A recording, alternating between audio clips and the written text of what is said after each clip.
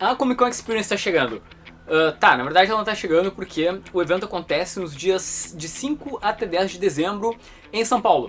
Mas no Dois Quadrinhos a cobertura ela começa agora, sim. Tanto os ingressos para os 4 dias quanto os ingressos para sábado já esgotaram. Então, enfim, se tu quer ir ao evento, entra no site e garante teu ingresso agora. E assim, eu acho que os anúncios desse ano são... talvez, não sei, eu não diria os melhores, porque já teve Comic Con com Jim Lee, já teve com Frank Miller, mas os nomes que anunciaram até agora, os 6 nomes, são muito bons. E esses caras, eles têm séries longevas, vários trabalhos publicados, então eu acho que vai ser uma Comic Con das filas, sabe? Porque todo mundo vai ser interessante nela. Esse aqui é o Dois Quadrinhos News. Toca a vinheta aí. A ideia desse vídeo ela é bem simples, eu vou apresentar cada um dos artistas, citar um pouco da carreira deles, assim, destacar o que os caras fizeram de legal até hoje, mostrar alguns quadrinhos, falar de alguns, assim, então vai ser um programa também que vai ter muita indicação de leitura, sabe, coisas que eu acho legais e que, de repente, se tu der uma lida, tu também vai curtir. Vamos começar com o argentino mais simpático da Terra, que se chama Eduardo Risso. Ele tem 59 anos e ele já veio no Brasil diversas vezes, assim, ele veio até na Comic Con RS, aqui acho que é a segunda Comic Con RS. E o Eduardo, ele tem uma Comic Con na Argentina, que é a Crack Bang Boom. Então, tipo, ele é um mestre dos quadrinhos argentinos. Ele tem uma extensa carreira nos Estados Unidos, principalmente em colaborações com o Brian Azzarello, que é esse careca simpático que vocês estão vendo aí na tela. O primeiro trabalho que ele lançou foi pela Vertigo, que é o Johnny Doublé, que eu não li até hoje, mas saiu pela Panini nesse encadernado mais recente. E aí, em 1999, veio o grande sucesso do Eduardo Risso, que acabou dando o Eisner pra ele, que é o 100 Balas. Acho que ele ganhou uns 4 Eisners, mais ou menos, com essa série, que é uma série onde um agente, ele entrega uma maleta com 100 balas e uma arma pra uma pessoa, pra ela se vingar de alguém. Tipo, são balas irrastreáveis. Tu pode matar quem te ralou na tua vida e que não vai dar nada. E aí, enquanto estava fazendo 100 balas, o Eduardo, ele fez também o Batman Cidade Castigada, que é uma minissérie, acho que em 3 ou 4 partes, não, 6 partes, com o Brian Azzarello também. É uma história do Batman que meio que caiu em esquecimento, assim, sabe? Ela não é tão legal assim, nem tão relevante. Ele também fez com Brian K. Vaughan uma série do Wolverine, que ela se chama Logan. E é muito legal porque o Eduardo Risso é um cara que ele não desenha super-herói, né? Não é a pegada dele. Então é uma chance de tu ver ele fazendo, acho que é o único trabalho dele pra Marvel e talvez o único trabalho dele com super-herói, sabe? Porque geralmente ele pega personagens que não têm poderes. Aí o casamento com o Brian Azzarello, ele deu tão certo que eles fizeram Batman Cavaleiro da Vingança, que é uma minissérie maravilhosa do Flashpoint, acho que ela é em 3 partes, e ela reimagina o Batman numa situação bem diferente assim, onde quem morreu lá no beco do crime foi o Bruce Wayne. É uma baita de uma minissérie. Eles fizeram também o Homem do Espaço, né, o Spaceman, ele e o Azzarello, logo depois do 100 Balas na Vertigo, mas não deu muito certo, assim, sabe? Até colocaram o David Johnson de novo pra fazer as capas, mas não foi uma série, assim, que explodiu lá fora. E pra terminar, os trabalhos mais recentes do Eduardo Risso são Batman Noite de Trevas, com Paul Dini, que é maravilhoso. Eu acho que ganhou o Eisner ou concorreu ao Eisner em um ano, é muito, muito bom. E o Moonshine, que saiu agora pela Mitos esse mês, que é uma série com o Brian Azzarello também pela Image Comics. Então tu tem a chance de ver o Eduardo Risso e o Azzarello num trabalho mais autoral. O Eduardo Risso é desenhista, eu não sei se eu comentei isso até agora, e na última CCXP, ou na penúltima, ele cobrava R$30 pra fazer um sketch pros fãs. Aí eu peguei esse Lono, que é um personagem do 100 Balas, assim, ele é bem simpático, a esposa dele é muito legal, conversei até com ela, então vai na mesa do Eduardo Risso. Só que se prepara, assim, eu fiz amigos pra vida toda na fila do Eduardo Risso, de tanta gente, tanta demora. O próximo nome da lista é o Vincent Deighan, que tu já conhece, é o Frank Quitely, desenhista escocês de 51 anos. O Quitely, ele já ganhou alguns Eisners pelo We Three e pelo grande desastro Superman, e o primeiro trabalho dele com Morrison, na verdade assim, enquanto o Eduardo Risso tem um relacionamento com o Brian Azzarello, o Frank Quitely tem um relacionamento com o Grant Morrison, assim, não importa onde Morrison vá, ele vai estar junto. Os primeiros quadrinhos dele saíram pela 2000 AD, aquela revista britânica. Aí depois ele começou o seu relacionamento com Morrison, com Flex Mentalo, que é um quadrinho que eles fizeram pela Vertigo, com o personagem da Patrulha do Destino, né? O Morrison criou o Flex Mentalo na Patrulha do Destino e trouxe depois uma minissérie com o Frank Quitely. Como o casamento deu certo, ele e o Morrison resolveram fazer Liga da Justiça Terra 2, que é uma graphic novel muito legal da Liga da Justiça, que a Panini, eu não sei porque nunca mais publicou no Brasil, acho que foi ela que publicou, eu acho, mas saiu numa edição da Eagle Moss, então tu tem alguma chance de conseguir isso. Mas olha só, eu levei pro Quitely naquele ano que ele foi na Comic Con, e aí tem o autógrafozinho dele. É muito bom assim, é basicamente o Sindicato do Crime, que é aquela versão evil da Liga da Justiça, quanto a Liga da Justiça no mundo de cabeça para baixo, assim, é muito, muito divertido. Esses trabalhos eles saíram nos anos 90, mas nos anos 2000, quando virou o século, o Quitely foi fazer o Authority com o Mark Millar. Ele fez poucas edições, mas é uma fase muito elogiada, assim, absurdamente elogiada, e é algo que tu realmente precisa ler, assim, é um dos trabalhos top, assim, do Quitely. E se eu puder pegar um sketch dele um dia, eu vou pegar do Apollo do Meia-Noite, que são dois personagens aqui do Authority. Então ele deu essa pulada de cerca com o Mark Millar, mas logo depois ele já voltou pro Grant Morrison e eles foram renovar os X-Men lá no começo dos anos 2000. Ele fez todos os novos designs da equipe, com aqueles uniformes pretos, e essa fase ela é muito boa, embora ela tenha sido meio polêmica, assim, sabe? O Morrison ele inovou bastante com os X-Men. Aí em 2003, o Quitely já era um nome conhecido na indústria e ele foi chamado pelo Neil Gaiman para fazer o Sandman Noite Sem Fim, que é uma graphic novel, meio que é uma antologia, na verdade, com vários desenhistas trabalhando nos Perpétuos. Aí o Quitely ficou com Destino, que é uma das coisas mais bonitas que tu vai ver na tua vida, assim, sabe? O trabalho dele aqui é primoroso. Eu gosto dessa página aqui, olha só, com o livro do Destino aberto e... Enfim, ele poderia desenhar qualquer coisa do mundo que ia ficar bem legal. Mas, de novo, o relacionamento com o Neil Gaiman durou pouco, foi só uma pulada de cerca, porque logo o Frank Quitely voltou a trabalhar com Morrison e aí ele não parou mais. Aí ele começou a ganhar Eisner com We Three, que é uma minissérie em 3 partes que os dois fizeram, maravilhosa, que foi republicada, acho que ano passado pela Panini, então acho que vocês ainda encontram. E eu acho que esse aqui é o trabalho mais inovador artisticamente do Quitely, assim, o que ele fez aqui é um absurdo. Por exemplo, olha que demais essa página dupla. Ele cria um efeito 3D numa página 2D, com vários recortes numa cena de ação contínua. E aí ainda com Morrison, ele foi fazer o Grande Aço Superman, que eu acho que é o grande trabalho assim da carreira do Frank Quitely. É uma minissérie, acho que em 13 edições mais ou menos, que atrasou um monte, mas consagrou os dois assim, e é considerado por muitos a melhor história do Superman de todos os tempos. Aí mais tarde, ele e o Morrison fizeram o Batman e Robin. Na verdade ele desenhou poucas edições aqui, acho que só as 3 primeiras. E o trabalho mais recente que eu lembro do Quitely é a minissérie O Legado de Júpiter, com o Mark Millar, que deve ganhar adaptação pra Netflix. São 2 encadernados pela Panini e infelizmente o primeiro tá esgotado. Tá, então acho que não dá pra conseguir tão cedo, só tem o volume 2 disponível, mas é muito, muito bom, assim, é uma desconstrução super-heróis.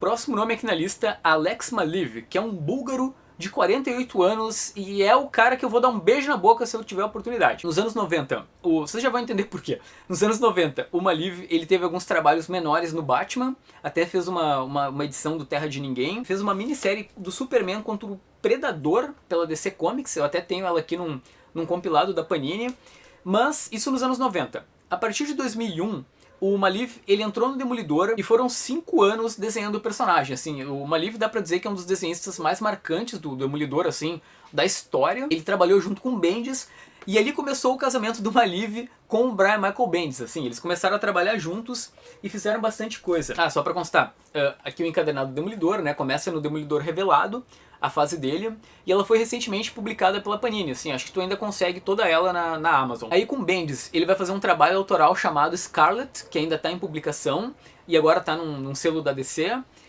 Também eles fizeram o Cavaleiro da Lua, que é muito bom, mas flopou na Marvel. Tipo, eles tentaram reinventar o personagem, e não deu muito certo, assim, não vendeu muito. Fizeram também o Homem de Ferro, por algum tempo, até recentemente, antes do Bendis ir pra DC. E atualmente, o Alex Maleev, ele tá na DC junto com o Bendis, e ele fez a Detective Comics número 1000, uma história muito boa do Batman com o Pinguim, e vai desenhar Leviatã, que é uma nova saga da DC. Ah, só pra constar, ele também trabalhou 2 vezes com Hellboy. Ele trabalhou na edição de ouro, ele fez uma história que ele mesmo escreve, e depois ele fez o BPRD em 2014, assim, é uma edição toda desenhada por ele. Então, eu sou apaixonado pelo Demolidor, então eu quero muito um desenho do Maleev, isso ia me deixar muito feliz. Ah, para tudo, esqueci de uma coisa. O Quitely, na Comic Con, acho que de 2016, 2017, a outra vez que ele veio pro Brasil, ele é muito simpático, ele é um pouco tímido e ele não desenha. Na verdade, eu consegui que ele fizesse um rabisquinho assim bem simples dos X-Men, e isso me deixou muito feliz, admito. O próximo nome da lista é o Homem de The Walking Dead, Charlie Adlard, acho que é assim que se pronuncia. O Charlie, ele é britânico, tem 52 anos e ele começou lá nos anos 90 fazendo Juiz Dredd como, tipo, todo britânico, né? Começa lá na 2000 AD. Ele fazia um pouco de trabalho pro mercado norte-americano, um pouco lá pro mercado europeu, assim, ele ia variando em trabalhos menores. Até que em 2004 veio o grande momento da carreira do Charlie, quando ele assumiu The Walking Dead a partir da edição número 7. Naquele momento ninguém conhecia The Walking Dead, né? Era uma série de zumbi que tipo, não tinha esse sucesso que tem hoje em dia. E a partir da edição número 25, ele fazia tanto as capas quanto a parte interna, né? E ele tá até hoje, tipo, essa semana saiu a edição 191, inclusive bombástica, essa última edição de The Walking Dead. E ele criou, tipo, Governador, Negan... Acho que a Michonne também ele criou. Tipo, cara, pensa, tudo The Walking Dead é basicamente criado pelo Charlie Adlard junto com o Robert Kirkman. Eu já separei umas coisas pra levar. Tu pode levar os encadenados da Panini de The Walking Dead, que ela tá publicando. E eu vou levar esses issues da editora HQM, porque eu não quero carregar peso. Então, enfim, eu vou levar só um gibizinho. Eu tô mostrando muitas edições aqui, mas obviamente eu não pretendo levar esses quadrinhos no evento pros caras autografarem, porque é muito pesado. Então, procura separar sempre coisas que pesam pouco. Tipo, vocês viram que eu peguei um issue do All-Star Superman, que é fininho pra levar pro Frank Whiteley. Tenho as edições de The Walking Dead. Então fica a dica, tá? Poupa tuas costas, porque tu vai caminhar muito pelo evento e aí vai doer. Enfim, tu tem que estar solto e livre lá na Comic Con. E leva mala de rodinha, tá? Eu não tô brincando. Próximo nome da lista temos Lee Bermejo, que pelo que eu vi ele tem 40 anos e é norte-americano. O Lee, ele começou na editora Wildstorm, lá nos anos 90, e os grandes momentos assim, da carreira dele, dá pra dizer que são ao lado do Brian Azzarello. Em 2005, eles fizeram a minissérie do Lex Luthor, Homem de Aço, que é muito, muito boa. É uma edição que eles analisam assim, a perspectiva do Lex Luthor sobre o Superman. Aí mais tarde, eles fizeram o Coringa, em 2008, que tu já deve ter ouvido falar. Até uma curiosidade, essa graphic novel, a aparência do Coringa ali, lembra muito o Heath Ledger. Mas o Lee Bermejo jura que ele não tinha visto nada do Heath Ledger antes de fazer a minissérie do Coringa. Então ele diz que é original e também ele não acredita que o Nolan se inspirou no desenho dele. Foi tipo uma coincidência do destino. Mas ele já fez bastante coisa, assim. Ele fez, por exemplo, Superman por algum tempo. Já desenhou algumas edições de Hellblazer. Inclusive desenhou algumas capas. Eu vou levar esse Vertigo pra ele autografar. E ele é um cara que também é roteirista. Ele fez, por exemplo, Batman Noel, que tem roteiro dele. Fez a série We Are Robin pela DC há algum tempo, lá nos anos 52.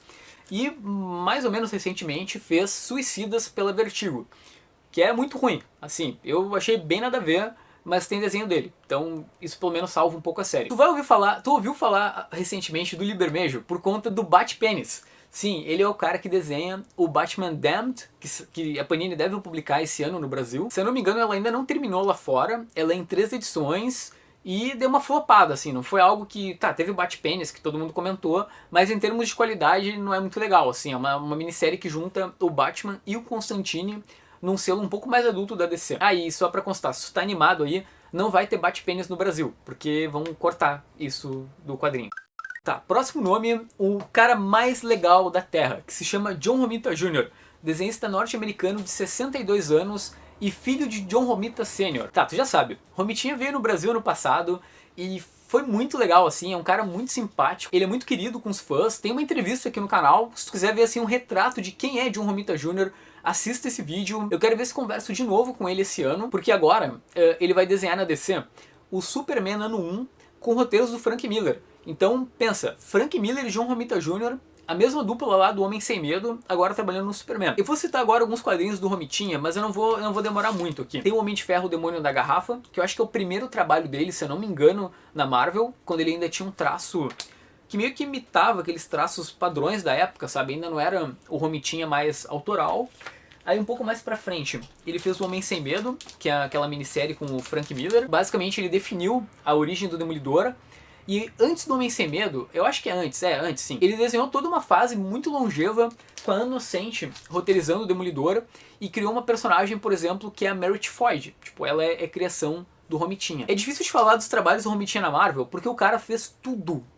Cara, pensa num personagem, o Homem Gravata. Tá, teve uma minissérie do Romitinha, ele deve ter desenhado isso aí. E ele teve pelo menos 3 fases do Homem-Aranha. Numa delas ele desenhou a história do 11 de setembro, roteirizada pelo Straczynski. E esse é um material que impacta muito o Romitinha, assim. Se tu levar isso aqui, talvez tu deixe ele emocionado, porque, enfim, tu olha o vídeo que tu vai entender o porquê que ele gosta tanto. E geralmente ele desenha uma aranhazinha pra tu levar essa edição. Então, enfim, é um trabalho que ao mesmo tempo que deixa ele triste, deixa ele muito orgulhoso. E pra terminar, o Romitinha tem o grande trabalho autoral dele, que é o Kick-Ass, né, que virou filme e consagrou o John Romita Jr. com Mark Millar. E pra terminar esse programinha tem Keith Giffen. Acho que é pela primeira vez no Brasil, talvez. Ele é um roteirista norte-americano e desenhista de 66 anos. Assim, eu fui fazer uma pesquisa sobre o que o Keith Giffen já escreveu. E é insano, assim, a quantidade de trabalhos que esse cara fez é bizarro. Mas dando uma pincelada geral, ele co-criou, por exemplo, o Lobo, e tu pode levar pra ele o Evangelho Segundo o Lobo, que é um quadrinho bem conhecido do personagem. Inclusive, talvez tu já tenha o autógrafo do Simon Bisley, que veio na Comic Con há algum tempo, aí tu fecha o combo. Ele também é o co-criador do Maxwell Lord, que é aquele vilão da Liga da Justiça. Tem o Rocket Raccoon, sim, Guardiões da Galáxia. Ele é o co-criador desse personagem. Não, tá, ele não co-criou os Guardiões da Galáxia, só o Rocket Raccoon. E com certeza, o quadrinho que mais consagrou ele, assim, é o Liga da Justiça cômica, que é basicamente a formação da Liga da Justiça pós-Crise nas Infinitas Terras e pós-Lendas. Sim, se tu não tá sabendo, lá em 87, se eu não me engano, a DC tinha um problema, assim, eles tinham que lançar um quadrinho da Liga da Justiça, só que eles não podiam usar o Batman, perdão, o Batman eles podiam usar, eles não podiam usar o Superman, a Mulher Maravilha e o Flash. E aí nasceu a Liga Cômica. A Panini prometeu começar a republicar essa HQ a partir desse mês, então vai ser uma coleção provavelmente com uns 4, 8 encadernados. E eu tô muito empolgado pra ler, porque até hoje eu só tinha lido essas primeiras edições da Mythos, que ela lançou numa minissérie. É nessa fase que tem o clássico, inesquecível soco do Batman na cara do Guy Gardner. Essa é uma cena icônica, assim, da história dos quadrinhos. Eu vou levar pro Keith Giffen, além da Liga da Justiça cômica, eu quero levar essa edição dos Defensores, que é muito boa, e é junto com a equipe justamente daquela Liga da Justiça, que é o DeMatteis e o Maguire. E eu já tenho o autógrafo aqui do Kevin Maguire. E só pra constar, se tu quer saber onde anda o Keith Giffen hoje em dia, então, ele tá aqui, Scooby-Doo Apocalipse. Ele tá roteirizando esse quadrinho. Tá, eu acho que poucas vezes na história desse canal eu fiz um programa tão elaborado e tão longo sobre a Comic Con Experience, mas tá aí. Agora tu conhece um pouco melhor a carreira desses caras. Se tu já conhecia, de repente tu matou a saudade e agora tu lembra de umas histórias legais. Sério, eu tô muito empolgado para essa Comic Con, eu quero ver se faço mais entrevistas. Ano passado eu consegui fazer, por exemplo, uma entrevista com o Lee Wicks, teve entrevista com o Romitinha, teve entrevista com o Mike Deodato, assim. Eu humildemente, eu acho que as entrevistas dos quadrinhos são muito boas. Já teve Humberto Ramos aqui no canal, Bill Sienkiewicz, Simon Bisley. Então imagina se eu conseguir colocar o Alex Maleev aqui pra vocês. Eu já tenho uma pauta pronta pro Frank Quitely, que eu acho que, nossa, vai quebrar barreiras de entrevistas legais desse cara. Então é isso, eu espero que esse programinha tenha sido legal. E eu te vejo lá, se tu for ao evento, me dê um abraço. Eu espero conseguir, na verdade, tomara que eu vá. E tem vídeos legais aqui no canto, tá? Se quiser dar uma olhada, é só clicar e ser feliz, tá bom? Tchau, tchau.